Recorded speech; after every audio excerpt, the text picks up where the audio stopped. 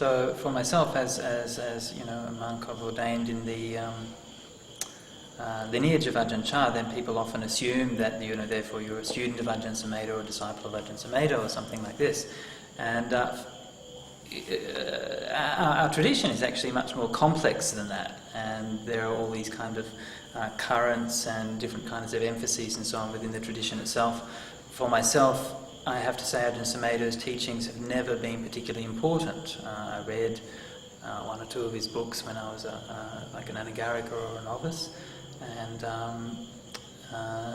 then I went to one of his retreats, which I actually didn't really want to go on, but was kind of encouraged to go on, and you know, it was kind of okay, but I really didn't have a particularly good time on that retreat for one reason or another. How bad?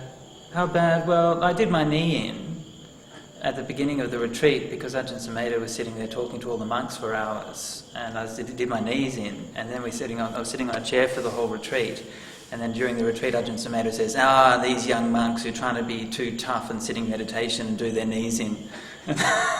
So I was sitting there thinking, it was you. Anyway, that was only a kind of a minor point. But then, you know, he would say things like, the mind the mind that's knowing, that's unconditioned, isn't it? And I'd kind of want to yell out, no, it's not unconditioned, it's very conditioned.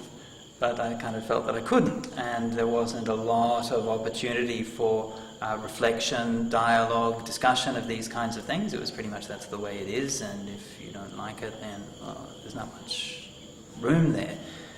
So I myself was very inspired by the suttas ever since I started meditating, and that was very naturally gravitated towards that, and I thought, wow, this is it.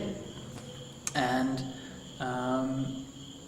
I personally haven't really been interested in it. I mean, obviously, I think Ajahn Sumedho has some good things to say, and he has a very he has this kind of charismatic presence, you know, when you're giving a Dhamma talk and so on. There is a feeling, there's a feeling of gravitas, there's a feeling of some kind of depth there. And, you know, I don't kind of belittle his ability to maintain that and project that. I think that there's something kind of seriously, there is something powerful going on. Yeah? But for me, I couldn't really connect with the content of his teaching very well. And so I've looked in other ways. Yeah? I've been a follower of Ajahn Brahm for many years, and I've been studying the suttas and so on and so forth. And this has been much more important for me than Ajahn Sumedho's teachings as such.